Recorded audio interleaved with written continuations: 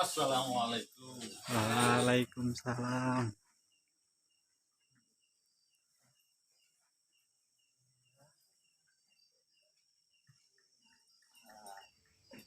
Apa yang dipaparkan di dalam Al-Quran, qad aflaha man tazakka, adalah sangat beruntunglah bagi hamba Allah yang selalu mau membersihkan di dalam mensucikan jiwanya dari kotor-kotoran yang menutupi akan mata hatinya.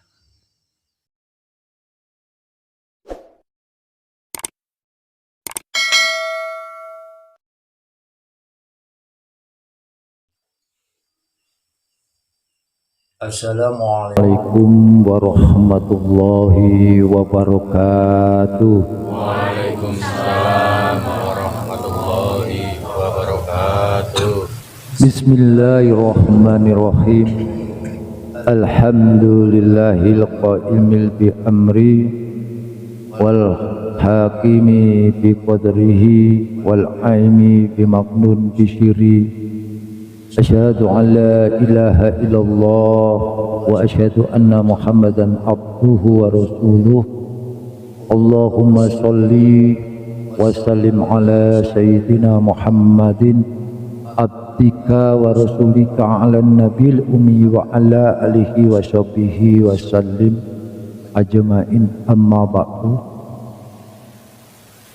Yang kami hormati kepada bapak-bapak, ibu-ibu, saudara-saudaraku rahimakumullah, yang mana pada saat kesempatan ini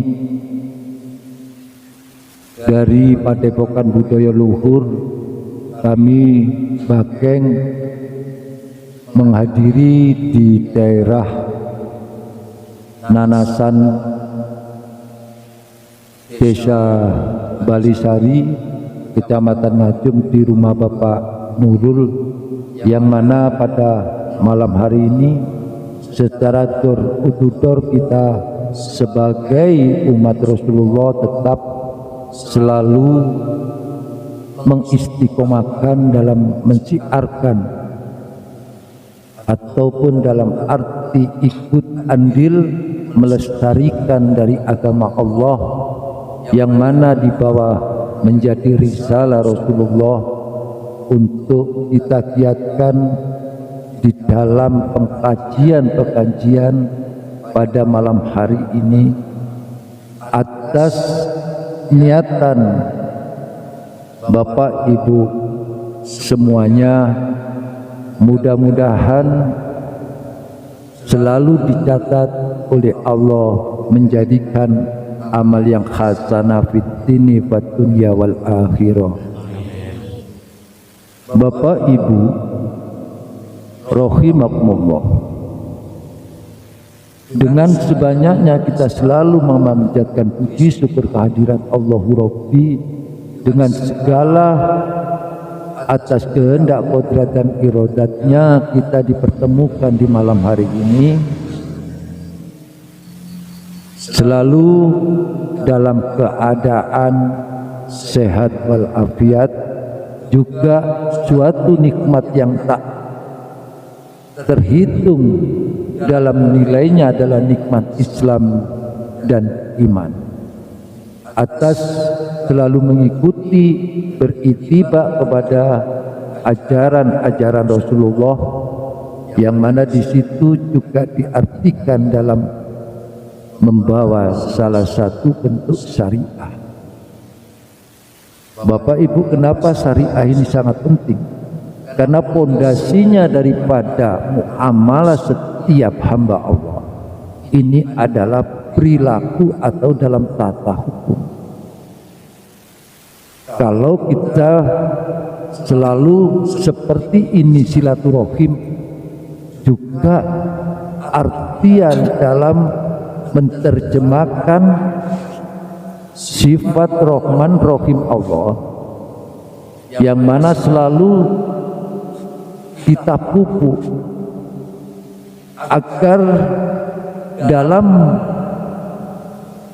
kita semua menjalankan sebagai titah atau hamba Allah, mencetuskan suatu sikap kepribadian yang muslim dengan kekuatan berdasarkan iman yang kuat.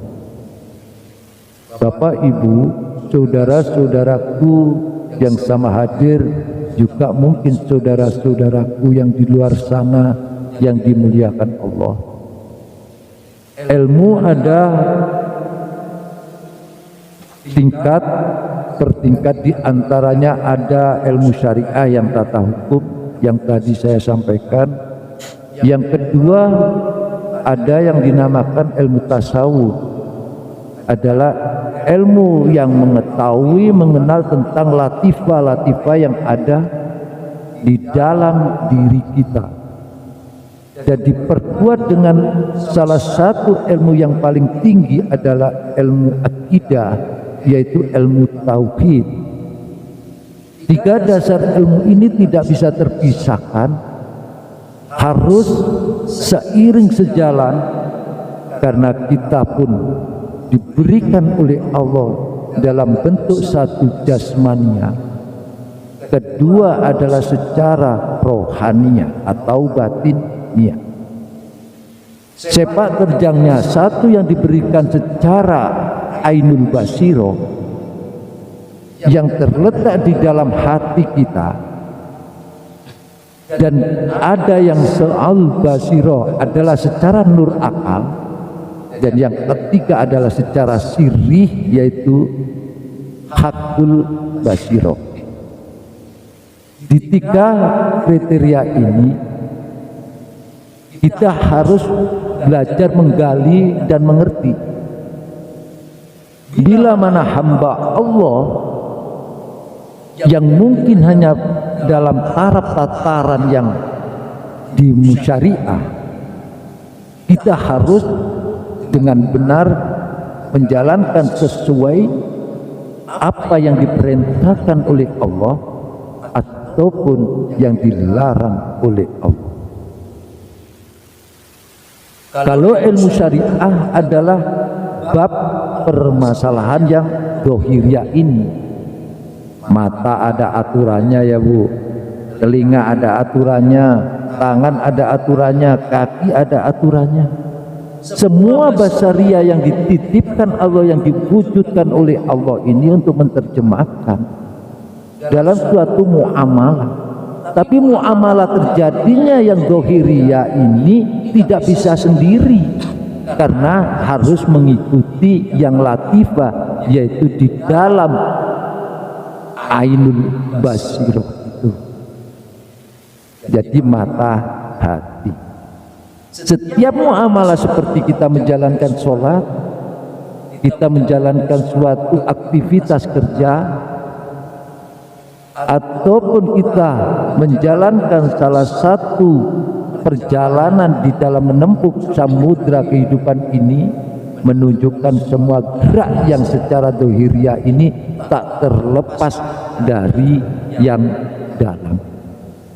Bukan yang keluar ini masuk ke dalam, tapi yang dari dalam mewujudkan kepada muamalah kita, baik dan buruknya perilaku kita adalah terletak di dalam sanubari kita, yaitu sir atau dikatakan rahasia yang latifah, itu adalah hati. Tidakkah kita sama sering mendengarkan para alim, para ulama mengatakan ataupun yang dipaparkan oleh Rasulullah, tidakkah di dalam jasad manusia ada di dalam segumpal daging?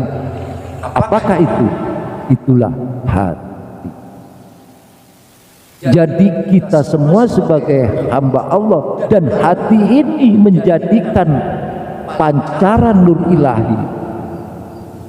Dari nur ilahi inilah setiap hamba yang bisa menerima daripada pancarannya dari Allah berupa ilmu adalah harus kita siapkan terlebih dahulu. Apa yang dipaparkan di dalam Al-Quran, qad aflaha man tazakka, adalah sangat beruntunglah bagi hamba Allah yang selalu mau membersihkan di dalam mensucikan jiwanya dari kotor-kotoran yang menutupi akan mata hatinya. Di sini letaknya. Jadi menerjemahkan sebagai insan kamil, manusia yang sempurna adalah harus dengan pakai mata hati. Kalau orang Jawa mengatakan atine, ini harus dilihat, dikenali, dimakrifati, baru kita bisa melaksanakan dalam muamalah ini sesuai apa yang diperintahkan oleh Allah. Dan hati itulah yang akan mendapatkan curahan-curahan nur ilahi. Kalau hati kita tertutup dengan semua benda yang menutupi lensa hati kita, terpaksa hati kita hitam. Ya, bukan matanya yang nggak melihat, yang basariani, tapi mata hati yang tertutup akhirnya gelap. Disitulah terjadinya muamalah yang dohiriyah ini kadangkala menjadi kecurang penistaan. Bila mana basironya ini sangat kuat, dia selalu memunculkan dengan kebersihan hati, akhirnya di situ muamalahnya pasti menuju kepada ahsanul amalah. Disitulah dipaparkan di dalam Syarah Al-Hikam oleh Syekh Ibnu Athaillah. Telah diterangkan oleh beliau dalam paparannya, telah disebutkan tanawau an ajnasul a'mali li tanawu'il waridatil ahwali. Mungkin Bapak Ibu yang syariat ini bingung ya dikenalkan bahasa tasawuf ya. Kenapa Mbak Geng? Kok ini pelajarannya tasawuf? Iya, saya jawab langsung. Syariat secara fikih juga fardu ain. Tapi tasawuf lebih fardu ain karena ini prosesinya di dalam untuk mengetahui yang latifah di dalam diri kita. Tapi kebanyakan manusia menjalankan secara sudut pandangnya adalah secara dohiriyah, tapi tidak melihat kepada yang di dalamnya. Kalau umpama itu, maka Rasulullah menyampaikan perkataan seseorang itu mengikuti apa yang ada di dalam hatinya. Kalau ucapannya itu baik, itu pertanda adalah hatinya baik. Kalau ucapannya kotor, menunjukkan bahwa hatinya juga kotor. Ini tidak bisa. Ini wujud. Jelas ini tidak bisa akan tertipu. Karena Allah selalu melihat, selalu mengintai di dalam gerak-gerik kita secara dohiriyah, apalagi secara batin niat. Maka di situ disebutkan di dalam kitab Syarah Al-Hikam adalah kata kalimat waridah atau warid. Nah, apa sih yang dikatakan warid yang mungkin banyak kita dengar? Ya, mungkin yang belajar di ilmu ketasawufan ya sedikit banyak paham. Tapi kalau di dalam artian ilmu syariah ini tidak mengenal, karena ini perjalanan rohani dengan perjalanan dohiriyah tidak sama ya. Disitulah letaknya apa yang dikatakan warid. Kata Syekh Ibnu Athaillah adalah beragamnya suatu jenis amal-amal itu disebabkan oleh beragamnya warid atau lintasan. Jadi warid itu lintasan yang diturunkan kepada hati manusia berupa akwal atau ihwal atau hal atau tingkah, atau lebih dipahami lebih baik dan lebih untuk mengerti supaya kita tidak bingung apa sebenarnya itu adalah ilhamiyah. Jadi manusia ini setiap hari, setiap detik, setiap derak nafas kita ini selalu disertai dengan ilhamiyah. Itulah namanya lintasan yang diturunkan oleh Allah kepada hati manusia. Tapi kebanyakan manusia tidak melihat atau menengok apa yang didengar oleh telinga batin. Ini enggak merespon, cuek aja, dikira ini apa ini. Disitulah baru kita akan paham dengan warid-warid yang diberikan oleh Allah. Nah, apa penjelasannya?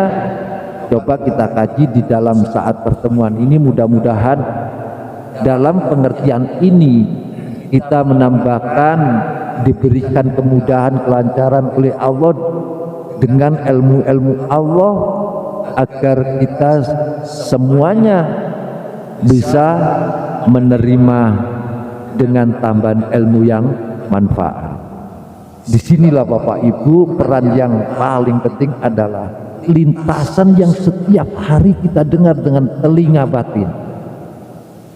Seandainya hamba Allah ini selalu mengintrospeksi, mengevaluasi dan merehabilitasi dalam kehidupannya, pasti dia akan menemukan titik-titik yang terang.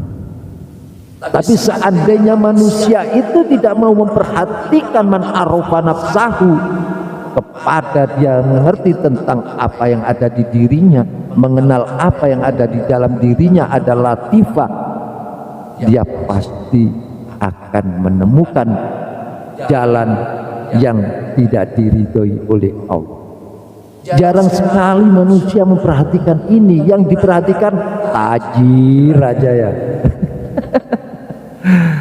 Iya, tajir, pekerjaan yang di luar-luar ini. Jadi lupa kalau diri kita ada dua unsur materi yang diberikan oleh Allah. Satu secara jasmania yang kita diciptakan dari saripati bumi, yang kedua secara khususia yang materinya adalah lain dari saripati bumi. Disitulah letaknya. Maka penjelasannya sebagai warid adalah secara terminologinya. Di dalam suatu orang tasawuf atau di dalam perjalanan, saya ambil dah kalau orang yang belajar di Torekot itu namanya suluk, ya, itu namanya perjalanan hamba melalui rohani. Nah ini kalau di orang musyariat turunnya di abid, ahli ibadah. Ini warid juga, tapi dia hanya sebatas ahli ibadah. Makanya kalau masuk ke dalam pengertian ilmu tasawuf adalah harus rohaninya. Bagaimana? Karena qalbun mu'min baitullah, bahwa hati ini adalah pancaran tempat makom. Bait itu namanya tempat atau makom. Qalbun, hatinya hamba Allah yang mukmin, yang benar-benar iman kepada Allah, selalu diintai, selalu diberikan nur pancaran dari Allah Subhanahu wa ta'ala. Berarti di sini letaknya. Jadi dalam perjalanan seorang hamba menuju ke jalan Tuhannya atau kepada Allah Subhanahu wa ta'ala, yang mana dalam suatu iklan itu turun suatu prosesi, secara turunnya ilham itu atau lintasan hal itu terkait dengan kesiapan hati manusia atau qalbi hamba itu sendiri. Mungkinkah kita saat ini sudah siap ataukah sebaliknya? Disinilah letaknya peran kita. Karena apa? Dengan adanya warid lintasan yang diturunkan kepada setiap hamba Allah, tinggal kita paham mencernanya atau tidak. Untuk menerjemahkan dari warid itu bisa enggak? Karena bisikan ini bila nantinya kita paham, itu ada bermacam-macam, salah satu bentuk bisikan di dalam hati manusia. Tapi saya ambil satu contoh adalah ini bisikan atau ilhamnya secara rububiyah yang langsung dari Allah Subhanahu wa ta'ala. Syaratnya satu tadi, bahwa hati ini harus dibersihkan dari kotorannya, ya. Disitulah akhirnya apa yang sebagai dicontohkan di dalam Al-Quran itu telah disodorkan oleh Allah Subhanahu wa ta'ala dalam sebutannya, dalam kalamnya. A'udzu billahi minasyaitonir rajim. Wa ma yulaqaha illal ladzina sabaru. Kata Allah menyampaikan kepada hambanya,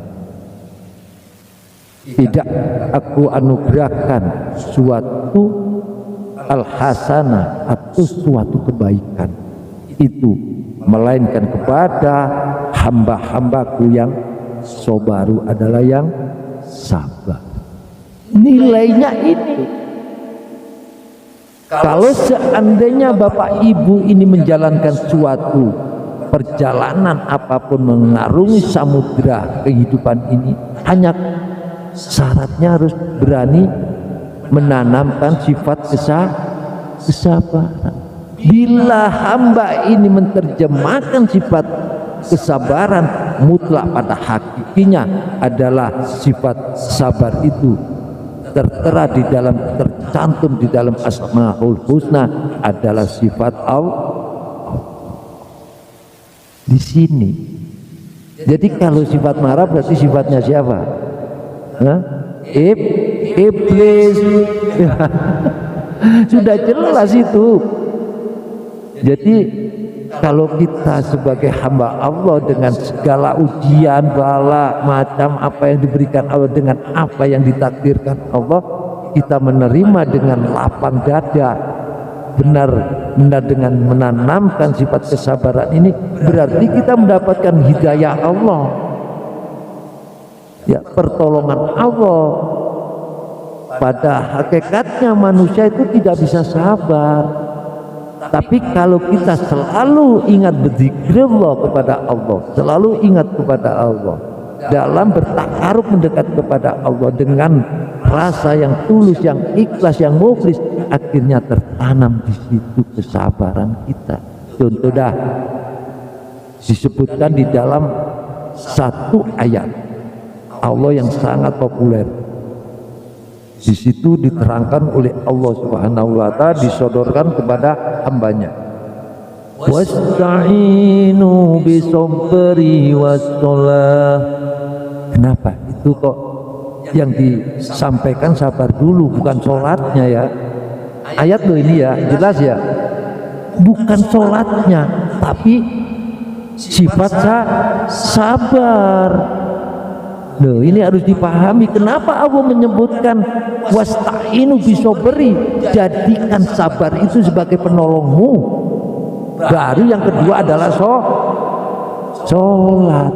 Sekarang saya tanya kepada Bapak Ibu, banyak orang yang melakukan sabar, tapi ada yang nggak sholat apa sholat? Banyak yang enggak ya. Nah, tapi bisa melakukan sabar. Jadi dibalik kalimat ini, jadikanlah sabar dan sholat sebagai penolongmu. Ila alal khusyi'id. Jadi umpamanya kita bisa khusyuk itu lakabiron, sangat berat, kecuali ya orang yang benar-benar hatinya selalu zikir kepada Allah, selalu ingat kepada Allah. Akhirnya dia dengan menanamkan, menjalankan suatu sholat secara sholat syariah atau secara sholat hati ataupun sholat secara ruh. Ada 3 loh sholat ya. Kok kenapa begitu ya Rasulullah? Begitu memangnya ajarannya. Jadi kalau kita lihat, kita ke masjid, kita ke musola, itu sholat syariah ya. yang dicontohkan oleh Rasulullah. Tapi Rasulullah selalu ala bidzikrillah, karena di situ wa aqimus sholata lidzikri. Jadi hatinya selalu sholat juga sambung. Baru di dalam menerjemahkan kedua sisi ini baru ruhnya, ya jiwanya ini diwujudkan untuk menerjemahkan dalam pengabdiannya di dalam sholat. Jadi ketentuannya, penjelasannya, jadi bagi orang yang melakukan sholat secara syariah ataupun dia lanjutkan dengan kedalaman secara sholat hakikatnya, baru dia dikatakan sabar. Tapi banyak orang yang sabar tapi tidak menjalankan sholat syariah. Banyak sekali. Yang penting sabar nak, ya cukup sabar kok. Tapi yang dalam artian Allah mengatakan orang yang sholat itulah yang dia hinggapi, aku turunkan nur dengan sifatku adalah sifat sabar. Makanya kita sholat enak-enaknya malam ya, waktu subuh dia panggil di situ, as-sholatu khairu minan naum. Ya, coba banyak orang yang sabar ya, bangun enggak itu? Paling bangunnya kemana? Bangunnya ke toilet, buang air kecil. Tapi kalau yang sholat dia dipanggil as-sholatu khairu minan naum. Dia bangun, langsung dia mengambil air wudu, dia menghadapkan kepada Allah dengan kesabarannya, karena dia tahu apa arti itu. Dia berbagi di dalam dirinya, batiniannya tadi yang dipanggil, ainul basironya dipanggil oleh Allah. Makanya orang yang sholat itu jelas hayya 'alal falah, kemenangan enggak? Banyak orang yang sabar tapi tidak bisa dikatakan menang. Tetapi orang yang sholat dikatakan menuju kepada kemenangan. Disinilah yang perlu kita kaji, kita benahi di dalam diri kita.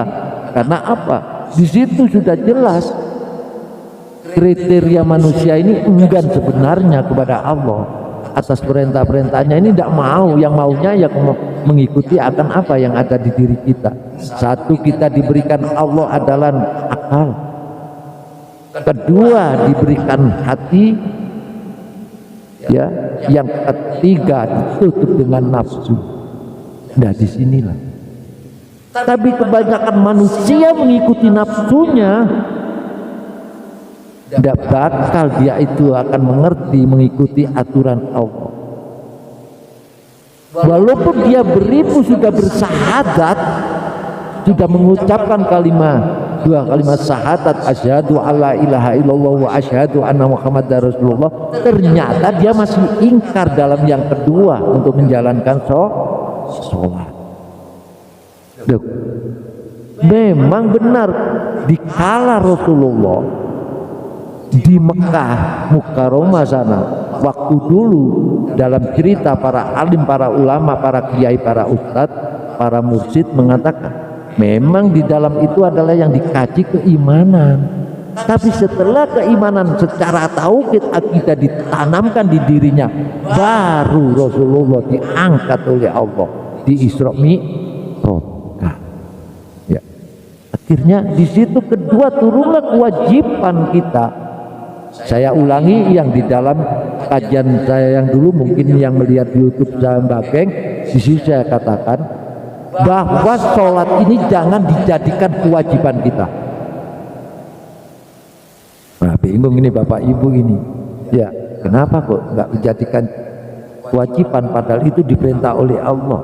Kalau sampean semuanya, kita semua ini menjadi kewajiban, jadi berat. Betul beban, padahal Allah tidak mendoliminya, tidak memberikan beban kepada hambanya. Karena kita merasa ini suatu kewajiban, kita sendirilah yang merasa terbebani. Tapi kalau sholat diartikan dengan kata lain sebagai kebutuhan, maaf Bapak Ibu, baru ente semua akan merasakan ringan untuk menerimanya. Contoh kita makan tiap hari, itu menjadi kebutuhan enggak? Itu kebutuhan untuk jasmani kita lah, rohani ini dilewatkan dengan cara itu juga sama. Karena apa? Sebagai obatnya. Makanya diartikan kata sholat ini adalah bentuk masdar sambungnya sholawat. Nah, jadi ada sholat nantinya menjadi sholawat. Ini kata itu adalah di situ. Makanya innallaha wa malaikatahu yusholluna 'alan nabi. Allah aja sudah bersolawat karena dengan adanya Nabi Muhammad mau menjalankan perintahnya dalam sholat. Terus malaikat menghormati kepada Nabiullah Muhammad SAW karena dia menegakkan dalam ajarannya yaitu adanya sholat syariah. Lah baru kita umatnya sebagai umat Rasulullah, ya kita orang muslim, bagaimana kalau kita sudah bersyahadat? Apa cukup bersyahadat? Ya siapa yang nanti bisa memberikan syafaat? Padahal Allah aja memberikan kehormatan kepada Nabi Muhammad. Benar di dalam Al-Quran dikatakan hanya Allah yang memberikan syafaat, tapi Allah memberikan kuasa kepada Nabi, kepada Rasulnya yaitu Nabi Muhammad, yang nanti di saat di pengadilan Allah dalam kita semua hanya mengharapkan syafaat Rasulullah. Kalau ingin tahu dikaji, banyak diceritakan para alim ulama, Nabi Adam sampai Nabi Isa alaihissalam tidak bisa mensyafaati, semuanya lari kepada Nabiullah Muhammad Shallallahu Alaihi Wasallam. Maka dari itu Bapak Ibu saudaraku sekalian, marilah kita tanamkan apa yang ada, akwal yang ada di diri kita, ya kita harus paham apa nur yang diberikan oleh Allah. Selalu kita dengar dengan telinga hati, selalu diintrospeksi apa yang menjadi bisikan rubuhnya kita di kolbun rohania kita secara rububiyah, yaitu ilham ilahi atau ilhamnya dari Allah Subhanahu wa taala yang mengajak kepada aturan dan ajarannya agama Allah sesuai dengan apa yang dicontohkan Rasulullah, yaitu risalahnya yang sekarang terjadi dalam agama bersyariah. Demikian Bapak Ibu, ada kurang lebihnya Mbak Keng mohon maaf yang sebesar-besarnya. Mbak Keng mengajak kepada Bapak Ibu, marilah kita kembali kepada jalan Allah. Mudah-mudahan Allah selalu memberikan petunjuk, memberikan bimbingan secara zahir dan batin kepada kita semua. Amin Allahumma amin. Demikian, bila mana ini benar adalah datangnya dari Allah, bila mana ini masih ada kekilapan, kesalahan, kedoifan dalam tutur kata kami yang kurang sopan atau penyampaian pengajian saat ini yang kurang berkenan di atas Bapak Ibu atau saudara-saudaraku seiman semuslim yang di luar sana yang mungkin melihat di YouTube Mbak Keng, mohon maaf, beribu-ribu maaf. Itu pertanda masih kotornya kolbunya Mbak Keng dengan kekuatan di diri karena nafsu yang masih kotor. Demikian Bapak Ibu, tidak mengurangi rasa hormat kami cukup. Mudah-mudahan kita bersama-sama dengan selalu mendekatkan kepada Allah.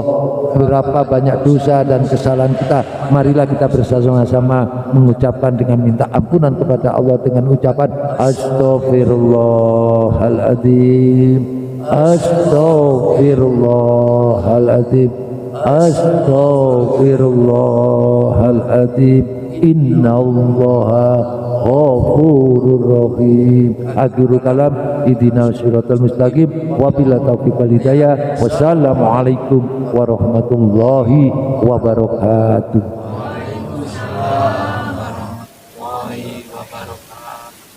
Iki padepokan budaya luhur